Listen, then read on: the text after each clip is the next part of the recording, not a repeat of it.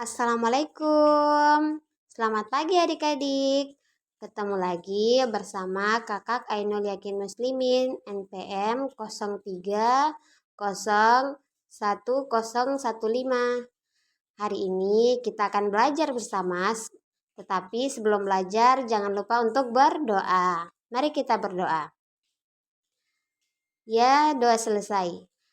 Sebelum kita masuk ke pelajaran, marilah kita menyanyikan lagu Garuda Pancasila. Ayo adik-adik, kita bernyanyi bersama. Garuda Pancasila, akulah pendukungmu, patriot proklamasi, sedia berkorban untukmu. Pancasila dasar negara, rakyat adil makmur sentosa, pribadi bangsaku, ayo maju, maju, ayo maju, maju, ayo maju, maju. Ayo beri tepuk tangan. Hari ini kita akan belajar tema 5 pahlawanku, subtema 1 perjuangan para pahlawan. Masuk pertama kita akan membahas tentang raja dan presiden. Wah, pasti nih adik-adik sangat tahu nih presiden dan pastinya raja-raja yang terdahului. Yang pertama ada Raja Sultan Hasanuddin. Sultan Hasanuddin adalah salah satu pahlawan nasional Indonesia. Sultan Hasanuddin ini berasal dari Sulawesi Selatan yang di masa silam adalah penguasa di kerajaan Islam di Kerajaan Gowatalo. Dan kita akan membahas presiden. Siapa nama presiden? Ya, Bapak Joko Widodo. Insinyur Haji Joko Widodo atau Jokowi lahir di Surakarta, Jawa Tengah 21 Juni 1961. Umurnya sekarang 59 tahun. Adalah presiden ke-7 Indonesia yang mulai menjabat sejak 20 Oktober 2014. Ia terpilih bersama Wakil Presiden Muhammad Yusuf Kalla dan kembali terpilih bersama Wakil Presiden Ma'ruf Amin dalam pemilu presiden 2019. Oke adik-adik, sebelum kita masuk ke pembahasan lagi, marilah kita untuk belajar membaca. Jadi kakak akan memberikan bacaan yaitu tentang Raja Purnawarman. Raja Purnawarman juga berani memimpin Angkatan Laut Kerajaan Tarumanegara untuk memerangi bajak laut yang merajalela di perairan barat dan utara kerajaan. Setelah Raja Purnawarman berhasil membasmi semua perompak, keadaan menjadi aman. Rakyat di Kerajaan Tarumanegara kemudian hidup aman dan sejahtera. Sebagai wujud kecintaan rakyat Kerajaan Tarumanegara kepada Raja Purnawarman, telapak kakinya diabadikan dalam bentuk prasasti yang dikenal sebagai prasasti Ciaruteun. Raja Purnawarman atau disebut dengan Panji Segala Raja, karena Raja Purnawarman mulai memerintah Kerajaan Tarumanegara pada tahun 395 Masehi. Pada masa pemerintahannya, ia selalu berjuang untuk rakyatnya. Ia membangun saluran air dan memberantas perompak. Raja Purnawarman sangat memperhatikan kesejahteraan rakyatnya. Ia memperbaiki aliran sungai Gangga di daerah Cirebon. 2 tahun kemudian, ia juga memperbaiki dan memperindah alur sungai Cupu sehingga air bisa mengalir ke seluruh kerajaan. Para petani senang karena ladang mereka mendapat air dari aliran sungai sehingga menjadi subur. Ladang para petani tidak kekeringan pada musim kemarau.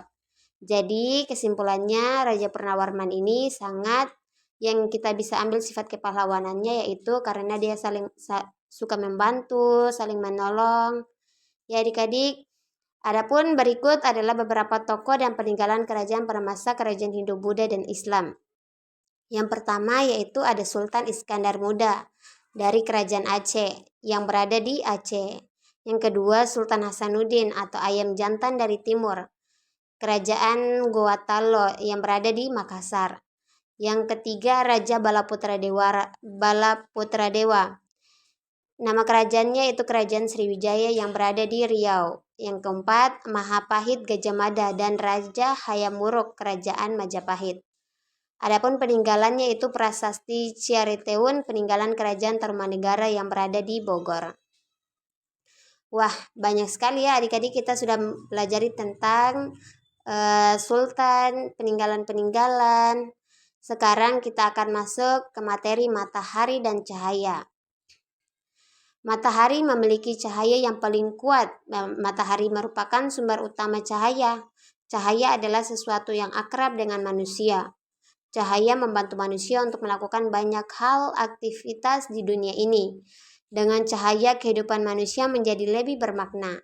Cahaya menjadi penerang bagi manusia, membantu manusia untuk menikmati segala keindahan alam atas karunia yang diberikan Tuhan pada manusia. Adik-adik pastinya sudah pernah melihat matahari kan?